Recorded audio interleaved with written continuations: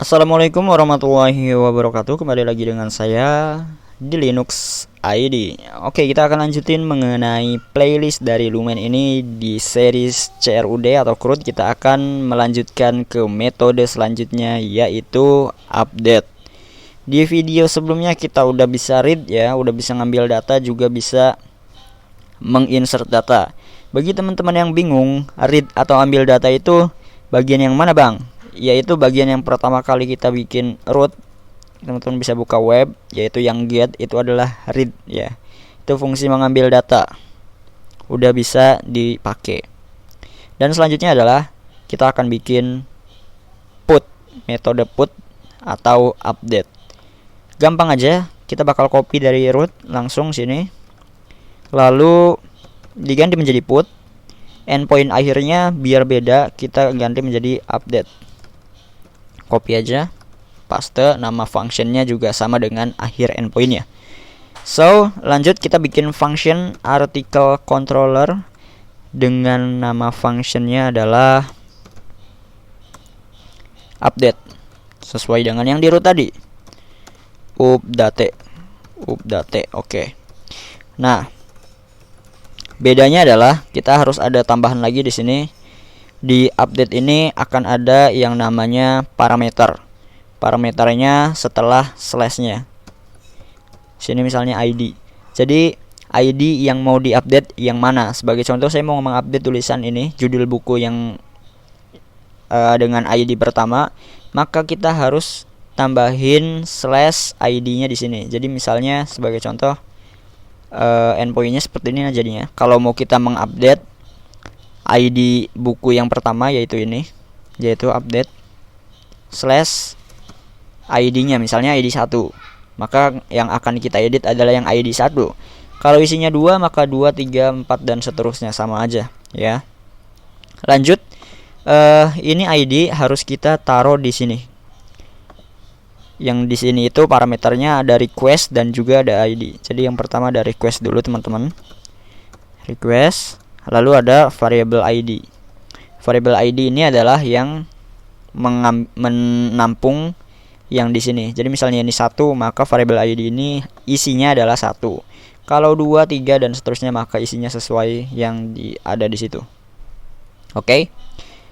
Untuk update adalah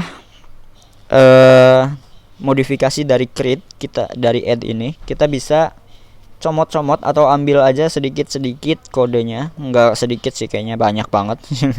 Kita bisa ambil semua isi dari functionnya, kita paste aja.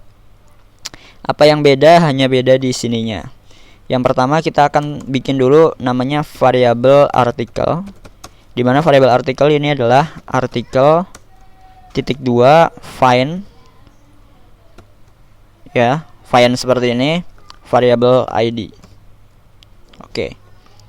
Find ini fungsinya untuk menemukan ID-nya berdasarkan yang di dalam sini ya, yang diparameterkan.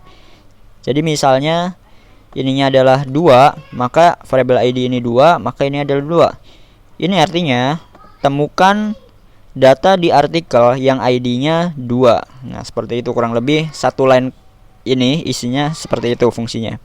Nah, dimana itu ditampung oleh variable artikel. Jadi kita bisa melakukan perubahan update-nya dengan variable article lalu update. Seperti ini saja. Ya, seperti ini aja. Jadi semuanya udah bisa dipakai. Tinggal kita berhasil mengubah artikel, gagal mengubah artikel. Kita akan tes teman-teman, apakah berhasil apa enggak. Saya akan coba di Postman yang udah kita coba kemarin. Kita akan di sini aja sehingga harus bikin tab baru. Postman ini bagi teman-teman yang mau serius jadi web developer benar-benar harus ada ya. Nggak harus Postman, tapi yang sejenisnya untuk mengetes API seperti ini. Itu butuh banget, benar-benar butuh banget. Kita akan tes aja sesuai dengan yang di sini. Ini bisa kita copy aja yang udah kita tulis di sini, kita taruh di Postman. Lalu ID yang mau kita ubah, kita bakal coba mengubah judul Update Lumen 7 terbaru menjadi apa ya? Kita akan coba. ID yang mau diubah adalah ID 1. Judulnya menjadi kita ubah sedikit aja. Saya copy di sini. Update Lumen terbaru 2020. Saya tambahkan 2020. Lalu yang fotonya saya tambahin buku Lumen. Bukan tambahin ya, tapi mengedit. Sorry. Ini yang tadinya cover saya edit menjadi buku Lumen, lalu isinya saya tulis jadi lorem aja. Yang tadinya sepanjang ini saya edit menjadi lorem aja. Lalu kita akan mengubah metodenya yang tadinya post menjadi put. Karena di sini web yang kita pakai itu put. Ya, metode yang kita pakai di root di web.php yang tadi kita buat itu put. Kita akan send, dan disitu udah berhasil mengubah artikel dan datanya itu true. Saya lupa. Jadi kalau untuk update itu tidak mengambil data untuk yang di sini. Nah, gimana caranya untuk mengambil data? Sebelum lanjut kita akan cek dulu yang tadi kita update.